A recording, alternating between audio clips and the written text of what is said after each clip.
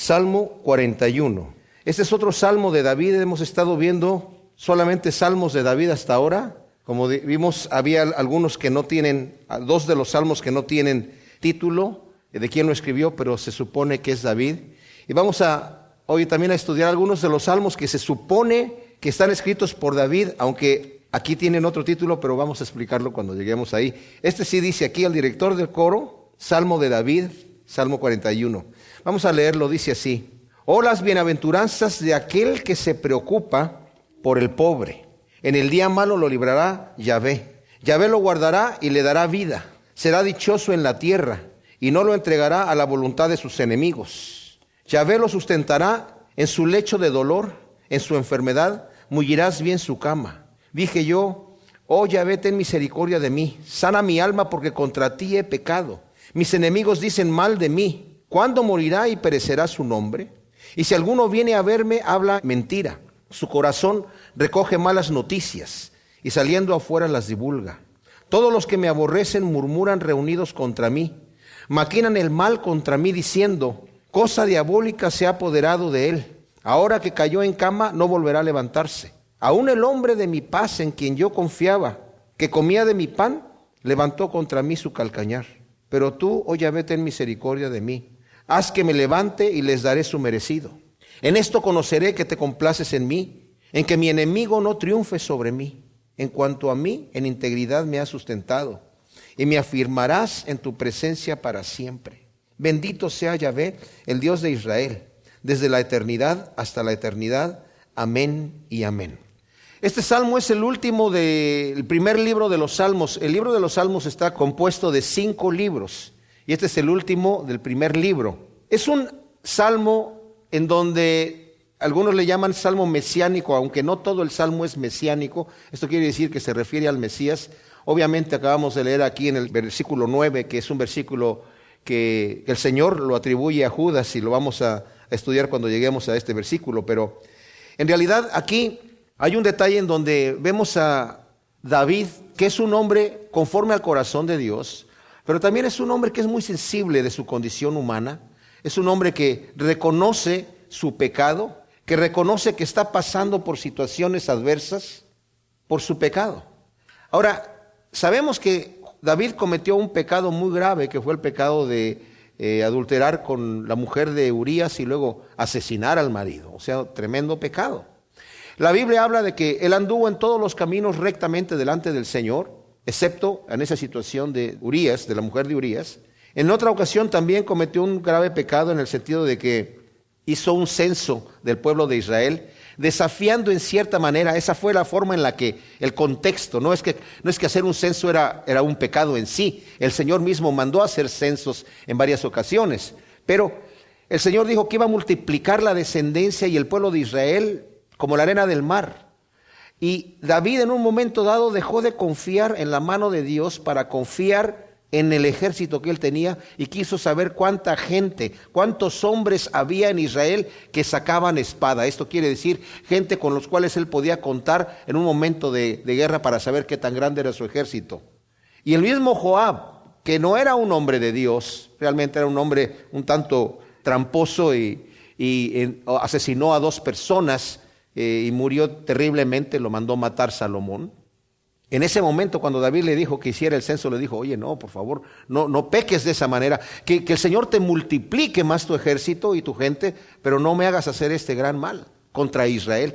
Y la palabra del rey prevaleció, y el Señor le mandó decir con el profeta que lo iba a castigar, y lo castigó, y murieron muchas personas. Y David en el momento dijo, Señor, si yo fui el que pequé, ¿para qué haces morir a esta gente? Total, que el Señor paró el asunto, pero esas 2 cosas vemos nosotros nada más. Pero quiero que notemos que David, aún en su vida, cuando él se declara justo delante de Dios, y esto es importante porque es bueno que nosotros nos veamos así, él se ve como un hombre pecador.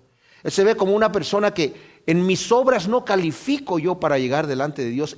Y Pablo nos dice que la ley es el ayo que nos lleva a Cristo, porque la ley, al mostrarnos el Señor lo que Él demanda del ser humano, somos incapaces nosotros de hacer lo que el Señor demanda de nosotros. Realmente somos incapaces. No llegamos a la altura.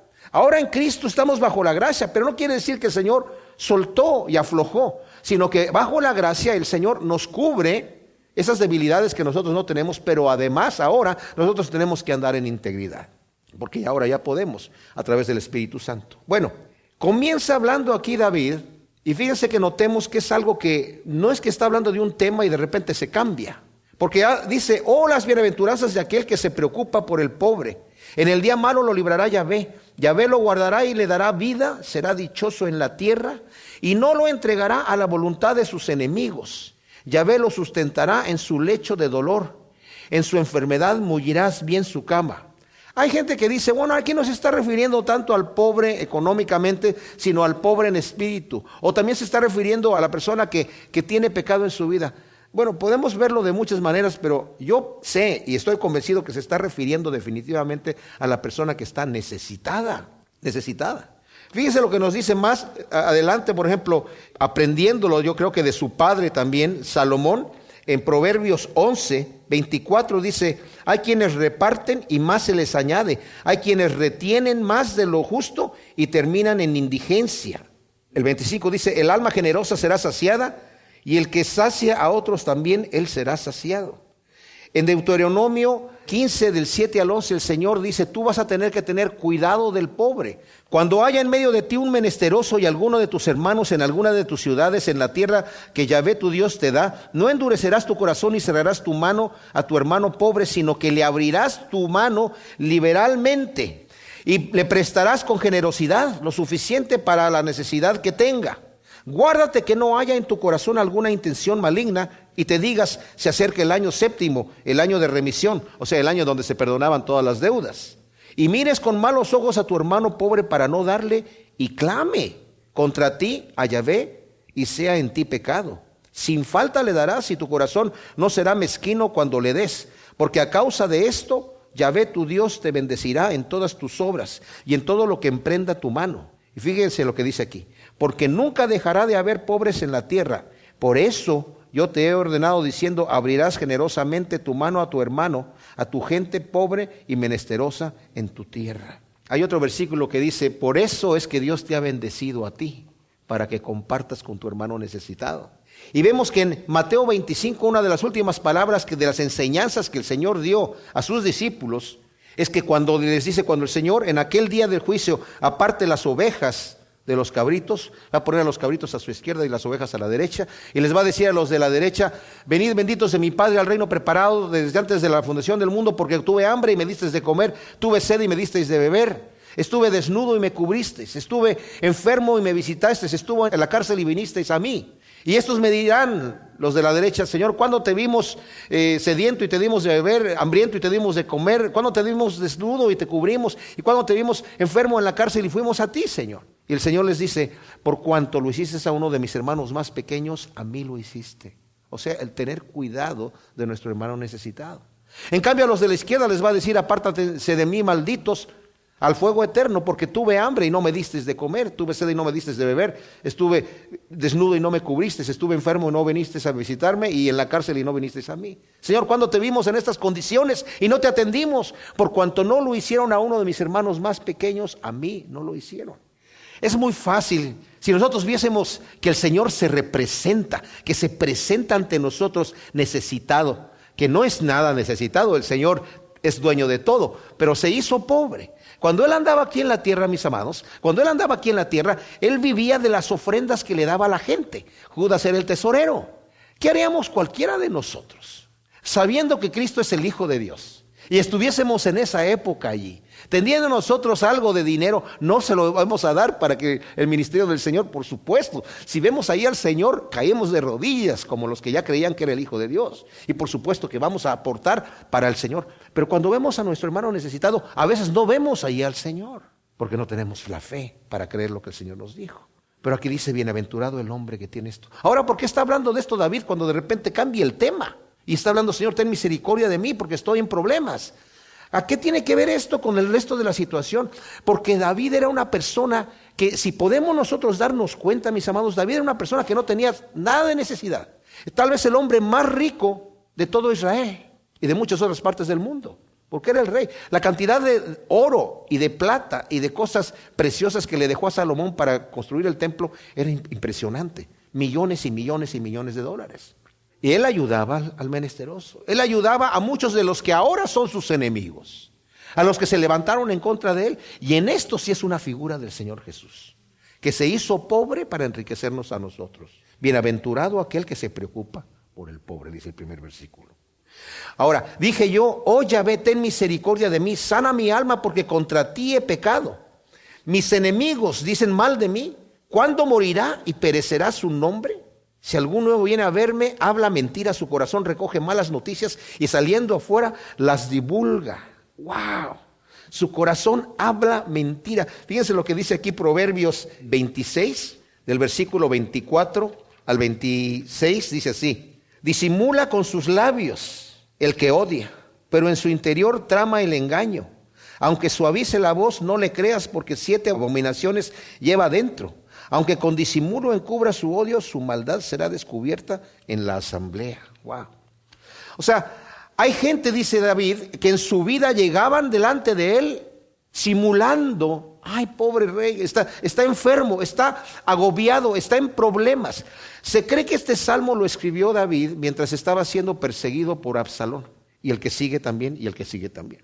Pero si lo vemos desde ese punto de vista, porque no nos dice la escritura eso, pero se cree, y hay mucha evidencia para esto, su hijo, su propio hijo, se rebeló en contra de él, contra su propio padre, y su propio padre tuvo que salir huyendo del palacio y de su lugar, y estaba con una aflicción, y muchos se le echaron en contra. Perdió mucho terreno como rey de ahí. Le costó mucho trabajo a David recuperarse del daño que le hizo su hijo Absalón. Entonces en este momento está diciendo: hay gente traicionera que me viene a ver a mí, a tratarme de consolar, pero no vienen a consolarme, vienen solamente a espiarme, a ver cómo estoy yo, para divulgar. Qué terrible cuando uno abra el corazón a una persona que supuestamente es su amigo y le está uno diciendo: bueno, es que mira, me pasó esto, y la persona solamente está tomando nota para difamarlo. Qué terrible, qué mal tan terrible. Pues eso es lo que le pasa aquí a David. Y luego dice: todos los que me aborrecen murmuran reunidos contra mí, maquinan mal contra mí diciendo: cosa diabólica se ha apoderado en él. Ahora que cayó en cama no volverá a levantarse. O sea, el deseo de estos hombres ya era tal que ya lo estaban hasta, digamos, profetizando, ¿verdad? Cosa diabólica se ha apoderado de él y aún no se va a levantar. Hasta ahí quedó. Ahora esto no necesariamente es que sea una situación de enfermedad, sino ya cayó. David era un buen rey. Normalmente la gente, eso es lo que normalmente sucedía. Cuando un rey hacía prosperar a la ciudad y prosperaba todo el reino, la gente decía: oye, qué buen rey tenemos, estamos viviendo bien, no somos una nación pobre, somos una nación rica, estamos viviendo bien, tenemos paz. David hizo crecer el reino de Israel tremendo, de como lo dejó Saúl, que estaba destruido, él lo levantó. Pero así como leímos anteriormente en Eclesiastés, que decía Salomón: aunque un joven empiece a ser como rey y lo sigan las multitudes, los que vienen detrás no se van a acordar y lo van a menospreciar, porque eso sucede, la gente no está contenta. Y en el momento que hubo la sublevación de Absalón, inmediatamente los corazones que ya estaban infectados con este mal se fueron con Absalón, y ya tenía casi toda la nación de Israel a favor de Absalón. De hecho, la única tribu que se mantuvo con David fue la tribu de Judá. Todas las demás tribus ya estaban con Absalón. Qué tremenda cosa. O sea, los corazones ya estaban vueltos. Y luego dice: aún el hombre de mi paz, en quien yo confiaba, que comía de mi pan, levantó contra mí su calcañar. Y este versículo, obviamente, David lo está escribiendo de una experiencia personal que le sucede con Ahitofel, como lo vamos a ver en un momento más.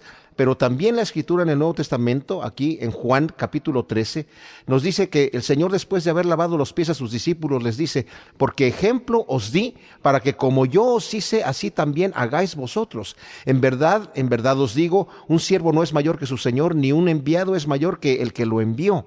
Si sabéis estas cosas, bienaventurados sois si las hacéis. No lo digo de todos vosotros, yo sé a quienes he elegido, para que se cumpla la escritura: el que come de mi pan levantó contra mí su calcañar. Qué tremendo. Pero el Señor está hablando esto de Judas para que Judas se arrepienta, porque Judas está escuchando esto. No obstante, vemos cómo el Señor se compunge al ver el futuro de Judas, y nos dice en el versículo 21 lo siguiente: habiendo dicho esto, Jesús se conturbó en su espíritu. O sea, más quiere decir que se estremeció ¿Por qué se estremeció? Por ver el futuro de Judas, fíjense nada más. Y dice aquí, y dio testimonio y dijo, en verdad os digo que uno de vosotros me va a entregar. Los discípulos se miraban unos a otros, perplejos acerca de quién lo decía. Uno de sus discípulos, al cual Jesús amaba, es Juan mismo, estaba reclinado en el pecho de Jesús. O sea, la forma en la que comían, se inclinaban, se recostaban sobre el codo izquierdo para comer. Y la persona que estaba enfrente, reclinada, se le decía que estaba reclinada sobre el pecho de la persona. O sea que Juan estaba enfrente del Señor y lo único que tenía que hacer es levantar la cabeza y decirle, Señor, ¿quién es? Entonces dice, a este pues Simón le hizo señales para que le preguntara de quién estaba hablando. Entonces él, recostándose así sobre el pecho de Jesús, le dice, Señor, ¿quién es? Y Jesús responde, es aquel para quien yo mojare y le daré el bocado. Y mojando el bocado lo da a Judas, hijo de Simón Iscariote. Y ahí mismo tras el bocado Satanás entró en él, por lo que Jesús le dice, lo que haces, hazlo pronto. Ninguno de los que estaban ahí reclinados entendió para qué les dijo eso, porque algunos pensaban, puesto que Judas tenía la bolsa, que Jesús le decía, compra las cosas de las cuales tenemos necesidad para la fiesta, o que diera algo a los pobres. Así que él, tomando el bocado, enseguida salió y era de noche. Ahora David lo escribe en una propia experiencia. Eso le pasó a David cuando Absalón justamente se rebeló contra su propio padre, Ahitofel, que era su consejero de guerra, el estratega de guerra, la persona que aconsejaba a David en los movimientos que tenía que hacer para ganar la victoria. Y dice la escritura que él se fue con Absalón. En el momento de que la conspiración empezó, inmediatamente él se unió con Absalón, traicionando a David. Y David está escribiendo esto acerca de Ahitofel. Aún el hombre de mi paz en quien yo confiaba, que comía de mi pan, levantó contra mí su calcañar. Ahora, lo que sucede si leemos la historia en 2 de Samuel, vamos a darnos cuenta que cuando se revela Absalón y le piden consejo a Ahitofel, Ahitofel le da unos consejos terribles. Le aconseja que se acueste con las concubinas que había dejado David ahí en el palacio para guardar la casa mientras él iba huyendo, porque David huyó pensando, no quiero que él venga aquí a destruir la ciudad. Teniendo compasión de la gente de la ciudad de Jerusalén, dijo, yo no quiero que venga aquí a hacer ningún destrozo, entonces yo mejor me voy a salir afuera. Y huyó David con sus hombres. Y cuando pidieron consejo a Ahitofel, el Señor ya había dejado, David dejó a un hombre también de su confianza para que estuviese allí también como consejero de guerra. Usai se llamaba así este hombre. Y le dijo, tú ve ahí para que entorpezcas el consejo de Ahitofel. Y se puso a orar David al Señor, Señor, entorpece el consejo de Ahitofel. Y cuando le preguntaron a Ahitofel, ¿qué haremos? Acuéstate con las concubinas del rey y así te vas a hacer abominable ante los ojos de tu padre. Y le ponen una tienda y se acuesta con las concubinas ante todo el pueblo que lo observó, que estaba metiéndose en la tienda con las concubinas del rey. El pueblo ya se fue más con Absalón, ¿verdad? Apoyándolo, diciendo, tenemos un nuevo rey, joven, guapo, apuesto, con mucho pelo, ¿verdad? Y el detalle es que también le piden el consejo, ¿qué vamos a hacer? Y dice, déjame que tome 12,000 hombres, le dijo Ahitofel, y salgo sobre tu padre, porque solamente quieres a tu padre, no quieres a toda la gente. Y voy a caer sobre tu padre, que en este momento está agobiado y está cansado, está aturdido por todo esto que ha pasado, no se imaginaba esto, y le voy a caer, la gente va a huir, y solamente matamos al rey, porque es solamente al rey al que buscas tú. Entonces le preguntaron a Usai, ¿y tú qué dices? Dice, en este momento el consejo de Ahitofel no es bueno, porque tú sabes que tu padre es un hombre de guerra y en este momento debe estar escondido en alguna cueva, en algún lugar que nadie sabe. No va a estar ahí con toda la gente. Además, en este momento está como una leona cuando le han quitado sus cachorros. Está enojado, está herido, listo para... Mejor mira, junta, tómate el tiempo y junta todo el pueblo de Israel y arma un ejército grande y entonces le caes así, ¡pum!, sobre toda la gente y destrozas a todos aquellos que están a favor de tu padre.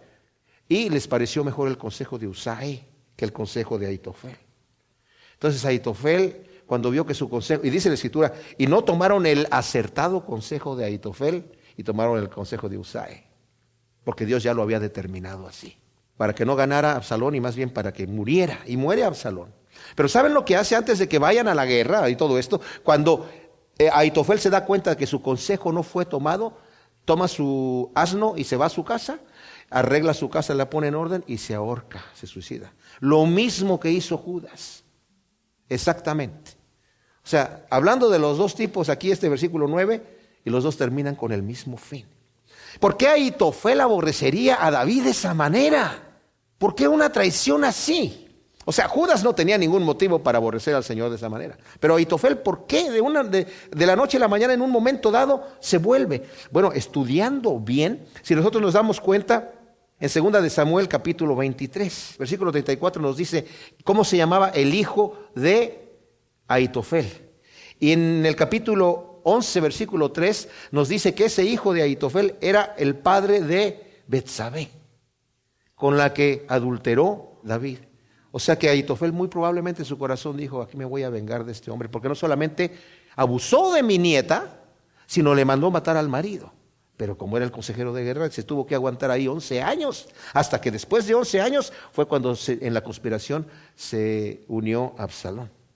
Tremendo, ¿verdad? O sea, de alguna manera David también cegó allí, en esa forma, parte de la consecuencia de su pecado. En esto conoceré que te complaces en mí, en que mi enemigo no triunfe sobre mí. En cuanto a mí, en mi integridad me has sustentado y me afirmarás en tu presencia para siempre. Y ahora, esto lo que está diciendo aquí David es, imagínense, está hablando de su integridad, aunque anteriormente dijo que su pecado, por causa de su pecado estaba como estaba. Versículo 4, dije yo, oh Yahvé, ten misericordia de mí, sana mi alma porque contra ti he pecado. O sea, estoy en esta situación por mi pecado, pero en mi justicia he andado. Entonces, ¿qué estás diciendo, David? ¿Está en su justicia o está en su pecado? Él reconoce su pecado. Y tal vez está pensando, David, porque es muy probable, por eso este hombre me traicionó, porque bien sabía David que era el abuelo de Betsabé. Y Betsabé estaba viviendo ahora con David, era su mujer. Y ya había nacido Salomón, y tenía 10 años Salomón en ese momento. Entonces, yo creo que Ahitofel guardaba eso en su corazón con rabia y llegó el momento en donde pudo desquitarse y vengarse de David y lo hizo ahí. Entonces dice, pero Señor, tú sabes que yo sí pequé allá, pero yo he andado en mi integridad, Señor. Así que ayúdame, ten misericordia. Y él opta, o sea, él clama a la misericordia, no a la justicia, porque sabe que justamente tal vez no merezco nada, Señor, pero es por tu misericordia. Nosotros, cuando nos dice la Escritura que vayamos confiadamente al trono de misericordia, no vamos en nuestros méritos, mis amados, vamos en los méritos de nuestro Señor y Salvador Jesucristo. Y por sus méritos vamos ahí. El último versículo que dice, bendito sea Yahvé, el Dios de Israel, desde la eternidad y hasta la eternidad, amén y amén, es la manera en que cierra cada uno de los 5 libros de los Salmos. Cada vez que lleguemos al final de cada libro, vamos a leer un versículo igual, idéntico a este, porque es la manera de cerrar el libro, el primer libro de los Salmos. Salmo 42. Este salmo es el primer salmo del segundo libro de los Salmos, porque como dije, los Salmos están compuestos de 5 libros, y este es el segundo de los libros de los Salmos. En los libros de los Salmos, hay muchos de los Salmos que están escritos por David, una mayoría, pero tenemos varios escritores, no se sabe exactamente cuántos son los escritores, y aquí nos dice al director del coro masquil de los hijos de Coré. El Salmo 43 no nos dice aquí quién es el autor. La mayoría de los eruditos bíblicos, y yo estoy de acuerdo con ellos, creen que era un solo salmo y que de alguna manera se dividió. Tal vez se dividió porque encontraron 2 partes, estaba en 2 diferentes manuscritos, o simplemente en el momento de dividirlo lo dividieron así. Hay quienes dicen, no te metas en decir que es el mismo salmo, no puedes hacer esas cosas con la palabra de Dios. Bueno, no creo que fue, no sé, no me atrevo a decir que fue o no fue, pero que la división de los capítulos y los versículos necesariamente haya venido de la mano de Dios. Eso lo hicieron los masoretas. Los masoretas hicieron algunas cosas especiales por respeto a Dios y por el respeto que tenían. Hacían ciertas cosas que realmente a veces cambiaban el texto, como vamos a ver en un ratito más. Hay un versículo aquí que está cambiado en el texto masorético, que los masoretas eran escribas judíos que se dedicaban a copiar las escrituras y tenían un respeto tremendo para la palabra de Dios. Y bueno, cuando escribían los rollos que hacían, esos grandes rollos, tenía la letra que ser de un tamaño específico y la columna también de un tamaño específico, y de repente si se les manchaba, tenían que romper todo eso. Si se equivocaban escribiendo la palabra Dios, tenían que romper eso. Antes de escribir la palabra Dios, se bañaban completamente, sacaban una nueva pluma con nueva tinta fresca y ponían la palabra de Dios. Y si el versículo tenía 3 o 4 veces la palabra de Dios, se tenían que volver a bañar y traer otra nueva pluma y traer una nueva tinta y todo eso. Y si se equivocaban ya en la última letra del rollo de Isaías, el rollo más largo, se rompía y se tenía que hacer todo otra vez. Bueno, entonces nos dice aquí: al director del coro masquil de los hijos de Coré, como el ciervo brama por las corrientes de agua, así, oh Elohim, te anhela el alma mía. Mi alma tiene sed de Dios, del Dios vivo.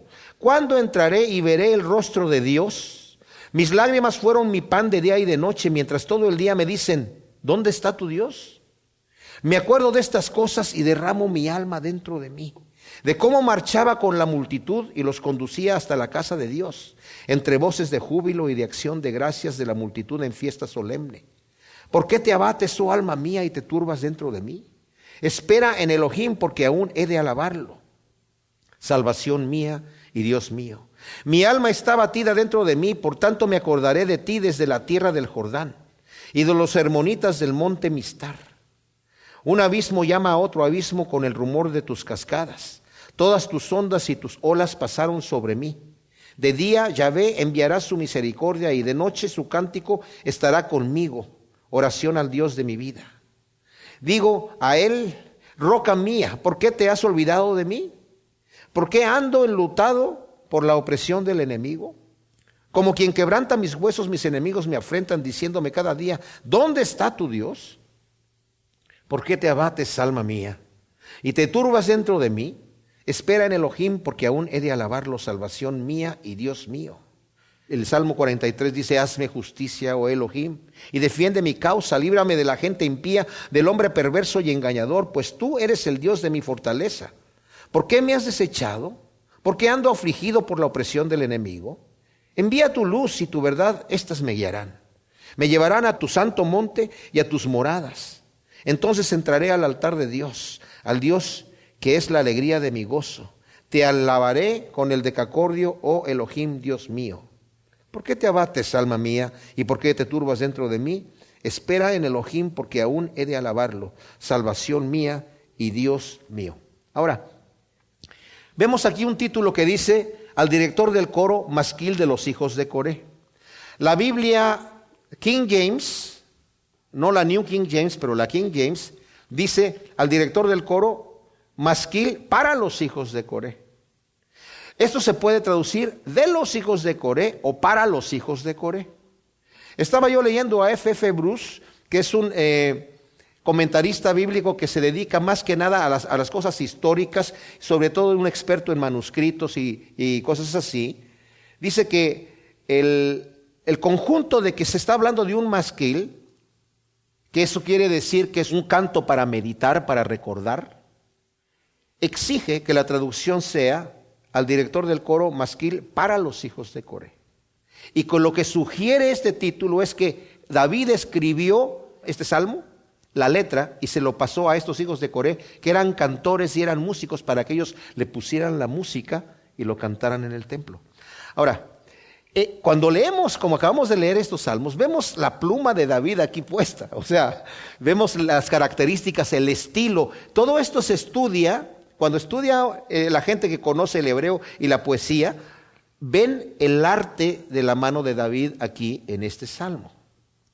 De cualquier manera, quien lo haya escrito, vemos que el Espíritu Santo es el que lo inspira. Es la mano de Dios realmente lo que lo hace. Pero tiene un valor especial cuando vemos esto de la pluma de David, como lo vamos a ver en un momento más. Pero antes de eso quiero que hablemos de los hijos de Coré. ¿Quiénes eran los hijos de Coré? Bueno, Coré, en Números 16, vemos nosotros que se revela. Coré era primo de Moisés, era levita.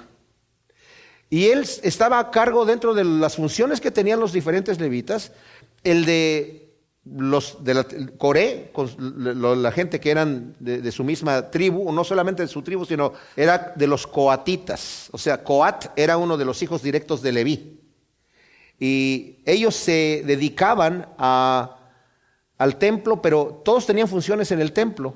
De la familia de Aarón solamente eran los que eran sacerdotes. Ellos venían de los mismos coatitas, pero él era sacerdotes. Y el otro era, pues se dedicaban en el templo. Había quienes cuidaban por fuera del templo. Ellos se encargaban de lo que estaba dentro del templo, del arca, de las mesas de la proposición, de las cosas que eran extremadamente sagradas. O sea, su función era una función de lujo, digamos. Era una función noble. No cualquiera podía hacer eso, solamente ellos. Pero Coré tuvo envidia de su primo y les dijo: ¿por qué ustedes, tú y Aarón, se levantan ante toda la congregación de repente como si fueran superiores? ¿Y qué es lo que están tratando de hacer? Y en toda esa rebelión, como lo vemos nosotros en Números 16, involucraron a algunos de la tribu de Rubén y de la tribu de Zabulón, otro hombre de la tribu de Zabulón, para rebelarse en contra de Moisés. Y cuando llegaron con este asunto delante de Moisés, no sé si me va a dar tiempo de leer todo este asunto aquí, pero esto fue lo que les dijeron. Dice aquí: Coré, hijo de Istar, hijo de Coat, hijo de Leví, captó a Datán y a Abiram, hijos de Eliab, y a On, hijo de Pelet, de los hijos de Rubén. O sea, unos de Zabulón, otros que no tenían nada que ver con el servicio de Dios, absolutamente nada. Coat sí era de ellos. Se rebelaron contra Moisés y le dijeron, el versículo 3 dice: ya basta de vosotros, porque todos de la asamblea, los de la asamblea son santos, y Yahvé también está en medio de ellos. ¿Por qué pues os enaltecéis sobre la congregación de Yahvé? Y lo oyó Moisés y cayó sobre su rostro. Y habló a Coré y a todo su séquito y le dijo: mañana Yahvé hará saber quién le pertenece, al consagrado lo hará acercarse a él, al escogido lo aproximará. Y esto es lo que hace David, el mismo Moisés les dice: tomen incensarios y vamos a llevar los incensarios para quemar incienso delante de Dios y que el Señor escoja a quién se va a acercar. Dice aquí que ya tenía convencidos a 250 jefes de las familias, que eran los nobles, la gente considerada como la gente de muy buena reputación, jefes de todas las familias, de todas las tribus de Israel. ¿Se imaginan ustedes? O sea, la gente importante. Y junto con ellos se les empezó al final a acercar toda la congregación. Porque como les digo, y vimos en el Salmo 41, siempre que hay la gente, existe ese corazón malvado de envidia. Si Dios está utilizando a una persona como utilizó a David para bendecir al pueblo, ¿por qué tanta bendición sobre un hombre y por qué yo no? Y en el momento en donde hay que echarle tierra, yo le echo también mi palada de tierra. Porque así es la gente. Y en el caso de Moisés, siempre lo estaban acusando a Moisés. A pesar de que Moisés estaba arriesgando su propia vida por el pueblo. En varias ocasiones el Señor le dijo, y en esta es una de ellas, con Coré: apártate de esta congregación y yo los voy a aniquilar. 2 veces se lo dice aquí en este capítulo 16 de Números. Y se postra sobre su rostro: no, Señor, no hagas eso, por favor. Y la primera vez que se lo dijo el Señor: apártate de esta congregación, cuando hicieron el becerro de oro, dijo: Señor, si tú los vas a aniquilar a ellos, aniquílame a mí, borra mi nombre de tu libro de la vida. A ese nivel llegó Moisés, de amor por su gente que lo estaba rechazando y que lo rechazó hasta el día último de su vida, ¿verdad? Una figura también del Señor Moisés. Entonces, vemos aquí que Coré hace todo ese tumulto, y cuando ya están delante del Señor, en un momento dado dice Moisés: si como les dice, manda llamar a 2 de ellos, ¿verdad? A que vayan con Moisés, y ellos dijeron: nosotros no vamos a ir contigo, no vamos a seguirte. Y cuando Moisés le dijo a la gente: ok, ¿saben qué? Apártense de las tiendas de estos hombres, apártense, porque Dios los va a castigar, le dijo a la congregación de Israel, porque ya todos estaban con ellos. Si como mueren un hombre normal, estos mueren, entonces yo no he hablado. Pero si Dios hace algo especial y la tierra se abre y se los traga vivos, entonces ustedes sabrán que Dios me ha enviado. Y cuando yo eso, la gente de Israel dijeron: nos hacemos a un lado de las tiendas de estos hombres. ¿Quién sabe qué va a pasar? No sabían qué iba a pasar.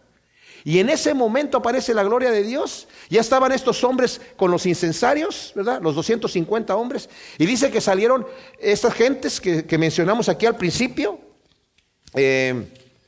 Datán y Abiram con sus hijos, y On salieron fuera de sus tiendas con sus mujeres y sus hijos, y todas las cosas que tenían, y estaban ahí con orgullo, erguidos con orgullo, a ver qué nos van a hacer.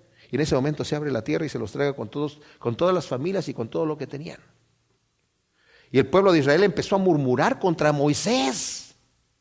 ¿Por qué nos están matando? Y como murmuraron contra Moisés, y el Señor también cayó fuego del cielo y quemó a los 250 hombres que estaban con sus incensarios también. El Señor mandó recoger los incensarios de oro, dijo, porque están consagrados, quiero que hagan un altar con esos incensarios que con martillo los fundan en un altar para que sea testimonio al pueblo de Israel de que solamente los de la tribu, de los hijos de Aarón, he escogido yo para que se acerquen a mi altar, ningún otro. Y luego cuando se empezaron a morir estos hombres, el pueblo de Israel volvió a murmurar en contra de Moisés. Nos estás matando. Y el Señor dijo, siguen murmurando en contra de Moisés, y les envió una plaga. Entonces Moisés se puso a orar, y Aarón otra vez allí le dice, llévate el incensario y quema el incienso entre los muertos y los vivos, y para que se pare la plaga. Y se paró la plaga. Y todavía la gente volvió a decir, Moisés, nos estamos muriendo por tu culpa. ¡Wow! La paciencia del Señor es tremenda. Pero ¿saben qué dice? Números 26. O sea, podríamos decir, wow, Coré. Entonces, estos hijos, ¿cómo están aquí? ¿Cómo llegaron aquí? ¿Qué pasó entonces con los hijos de Coré en este momento? En el capítulo 26 de Números y en el versículo 9 leemos, está hablando aquí de los descendientes de diferentes personas y cómo estaban allí funcionando. Dice, los hijos de Eliab, Nemuel, Datán y Abiram. Estos, Datán y Abiram, fueron los príncipes de la asamblea que se rebelaron contra Moisés y Aarón con el grupo de Coré. Cuando se rebelaron contra Moisés, entonces la tierra abrió su boca y los tragó juntamente con Coré, mientras el grupo moría al devorar el fuego a 250 varones para que sirviesen de escarmiento. Pero los hijos de Coré no murieron. Qué tremenda cosa. O sea, el Señor sabe distinguir, no llevará el hijo el pecado del padre, ni el padre llevará el pecado del hijo. Y qué privilegio que los hijos de Coré están aquí sirviendo, como nos dice más adelante también en Crónicas, los puso David para que estuviesen constantemente cantando y adorando al Señor. Y más adelante también, cuando es en el libro de Esdras, cuando vienen después de la deportación de Babilonia y todo este asunto, cuando vienen, después de la deportación de Babilonia y regresan a Israel, los vuelven a instalar la descendencia de Coré en el templo para que estén cantando en ese momento mientras restauran la adoración al Señor. Y aquí los vemos a nosotros como tal vez autores de este salmo. No solamente de aquí hasta el 49 son de los hijos de Coré. Y otra sección más adelante de salmos también de los hijos de Coré. Pero como dije, se cree que es David el que escribe este salmo porque viene mucho de su pluma. Entonces, viene diciendo, como el ciervo brama por las corrientes de agua, así Elohim te anhela el alma mía. Mi alma tiene sed de Dios, del Dios vivo.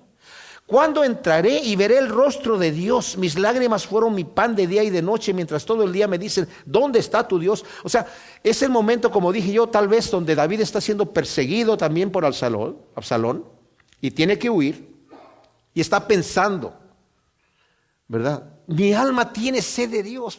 Ahora, no es que él no pudiera estar con Dios en la privacidad de su tienda, en donde estuviera ahí, que no está Dios en todos lados. Pero ¿saben qué? Como vamos a ver aquí, David tenía un celo de adorar a Dios como él lo había ordenado, de ofrecer los sacrificios, de estar allí con el tabernáculo, de estar allí con lo que Dios ha hecho. Hay gente que dice, yo estoy con Dios allí en mi casa, ahí estudio la Biblia. No. Dice la Escritura, no nos dejemos de congregar como algunos tienen por costumbre. David no era así, David tenía sed. Dice, ¿y saben qué? La imagen es tremenda. Un siervo cuando es perseguido por un depredador, corre con tanta intensidad que hasta le sangra el hocico. Y en ese momento empieza a jadear de una manera tremenda por agua. Dice, así estoy yo. Tengo sed de Dios. Tenía muchas riquezas, David tenía muchas cosas, pero él se consolaba con ninguna otra cosa más que con Dios. Ojalá que ese sea el hambre que nosotros tenemos de nuestro Señor, que con nada podamos estar satisfechos. Si cuando nos falta Dios, ¿saben qué? Cuando uno le falta el agua, se deshidrata, pero la deshidratación tal vez no la siente en el momento. Cuando ya tiene sed es cuando ya está muy deshidratado. Pero cuando uno Antes de que se deshidrata viene la sed. Y esa es la sed que tiene David. En el primer momento, porque reconoce. Ya no es el tipo que se ha alejado del Señor, que ya ni se acuerda que se siente estar con el Señor. Ya ni se acuerda que se siente estar hidratado. Está en el hospital con tubos, pero ya ni se acuerda lo que se siente estar hidratado. Me acuerdo de esas cosas y derramo mi alma dentro de mí, de cómo marchaba con la multitud y los conducía hasta la casa de Dios entre voces de júbilo y de acción de gracias, de la multitud en fiesta solemne. O sea, me acuerdo de esas situaciones y Señor, estoy con lágrimas. Mis lágrimas fueron mi pan de día y de noche, mientras me acuerdo de esas cosas, pero después se acuerda otra vez y vuelve a decir en su corazón. Él mismo se reprende y dice, ¿por qué te abates, oh alma mía, y te turbas dentro de mí? Espera en Elohim, porque aún he de alabarlo, salvación mía y Dios mío. Él entiende, por un motivo Dios está haciendo esto en mi vida. Él por un motivo está trabajando esto en mi vida y lo recibe y dice, espera alma mía, Dios está trabajando. Ojalá que así reaccionemos nosotros en las circunstancias adversas en nuestra vida. Luego vuelve otra vez, mi alma está batida dentro de mí, por tanto me acordaré de ti desde la tierra del Jordán, desde los hermonitas del monte Mistar. Obviamente aquí está hablando en una forma poética, porque él no estaba hasta Hermona, ese es el extremo, la frontera norte del territorio de Israel. No creo que haya llegado tan lejos. Un abismo llama a otro abismo con el rumor de tus cascadas, todas tus ondas y tus olas pasaron sobre mí. Y esto quiere decir, está hablando de un mar embravecido y chubascos que caen. Dice, Señor, estoy en un momento de tanta aflicción que el tormento es mortal. Lo que estoy sintiendo en mi corazón, estoy realmente mal. Pero de día Yahvé enviará su misericordia y de noche su cántico estará conmigo, oración al Dios de mi vida. O sea, siempre voy a estar con el Señor, aunque estoy en esta situación, voy a orar. Y esta es la oración. Dice, digo a él, roca mía, ¿por qué te has olvidado de mí? ¿Por qué ando enlutado por la opresión del enemigo, como quien quebranta mis huesos? Mis enemigos me afrentan diciéndome cada día, ¿dónde está tu Dios? O sea, nuevamente, Señor, estoy en esta angustia y la gente que ya conoce que yo siempre estoy hablando de ti y me ve, está viendo afligido, me dice, a ver ahora, muchacho, ¿dónde está tu Dios? Tú que te dices cristiano, mira cómo estás bajo el problema, mira cómo estás reaccionando bajo el problema. Qué tremendo, ¿eh? El impío puede estar fallando todo el tiempo y nadie le dice nada, pero en cual el cristiano apenas tropieza un poquito, a ver, ¿dónde está tu Dios? ¿Te estás quejando y no dices que eres cristiano? ¿No dices que confías en Dios? Pero vuelve otra vez, tranquilo, David. ¿Por qué te abates, alma mía, y te turbas dentro de mí? Espera en Elohim, porque aún he de alabarlo, salvación mía y Dios mío. Y vuelve otra vez a tomarse del Señor, David. Dentro de esta aflicción, que él es, o sea, lo que nos está hablando aquí, esto es donde dice que un abismo llama a otro abismo y todas tus olas pasaron por encima de mí. Está hablando como cuando un barco está en una tempestad, el mar embravecido y de repente, eso es lo que temen muchos barcos pequeños, que de repente, y algunos no tan pequeños, que de repente les caiga un chubasco encima, los hunde. Dice, eres tú, Señor, porque son tus olas las que pasan de mí. Pero, y la gente está diciendo, a ver, ¿dónde está tu Dios? Te abandonó tu Dios, ¿verdad? Te abandonó tu Dios. Y como vemos, una figura del Señor también. En Dios confió, que lo salve si le quiere. ¡Wow! Pero ¿por qué te abates, alma mía, y te turbas dentro de mí? Espera en Elohim, porque aún he de alabarlo, salvación mía, Dios mío. Luego dice, hazme justicia, oh Elohim, y defiende mi causa. Líbrame de la gente impía y del hombre perverso y engañador. Pues tú eres el Dios de mi fortaleza. ¿Por qué me has desechado? ¿Por qué ando afligido por la opresión del enemigo? Y nuevamente vuelve a decir, Señor, ¿por qué no estás conmigo? ¿Por qué me has abandonado? Padre, ¿por qué me has abandonado? ¿No nos sentimos a veces así? El Señor no nos abandona, pero a veces vuelve el rostro por motivos de su providencia divina. A veces si es por nuestro pecado, ojalá que nosotros nos arrepintamos. Si tu conciencia, si tu corazón te reprende, dice la Biblia, mayor es Dios que tu corazón. Pero si tu corazón no te reprende, ten confianza. Estás pasando por una prueba. Gózate cuando estás pasando por pruebas, dice Santiago, porque la prueba produce paciencia. Dios está trabajando en tu vida. Si Dios te está disciplinando, gózate que eres hijo, que eres hija, porque Dios te está disciplinando, porque te ama. Envía tu luz, Señor, y tu verdad, estas me guiarán. O sea, Señor, guíame en tus verdades y tu luz. Enséñame a entender por qué estoy pasando lo que estoy pasando. Entonces entraré al altar de Dios, al Dios que es la alegría de mi gozo. Te alabaré con el decacordio, oh Elohim, Dios mío. Aunque David tenía de todo, él solamente se gozaba en el Señor. Dice, tú eres el motivo, el Dios de mi gozo, la alegría de mi gozo. Qué bonita frase. El Dios que es la alegría de mi gozo. Tremendo. Ojalá que estemos tan enamorados de Dios como lo está David, que está sediento de Dios en este momento, está siendo afligido. Dice, yo quiero regresar allí otra vez a sacrificar tus holocaustos, allí en ese lugar, a tener esa comunión contigo. Quiero tomar mi arpa, afinarla y empezar a cantarte a ti esos cantos que tanto me gusta cantarte, mi Dios. Es lo que está diciendo aquí David. Quiero volver a eso. Pero después vuelve a decir, tranquilo David, ¿por qué te abates, alma mía, y por qué te turbas dentro de mí? Espera en Elohim, porque aún he de alabarlo, salvación mía y Dios mío. Y termina nuevamente confortándose en el Señor y diciendo, tranquilo, ¿verdad? Dios tiene un plan, todavía voy a alabar al Señor. No se ha escrito el último capítulo, porque el último capítulo lo escribe el dedo de Dios y ya nos dijo que el final es un final feliz para aquellos que aman. Todas las cosas ayudan para bien a aquellos que aman a Cristo, y eso lo vamos a ver en el último capítulo de nuestras vidas, en la eternidad. Gracias, Padre, te damos por tu palabra, tu hermosa palabra. Te pido que tú la escribas en nuestro corazón, Señor, y la grabes de manera que quede sembrada en tierra, en buena tierra, y produzca su fruto a 100 por 1, en el nombre de Cristo Jesús. Amén.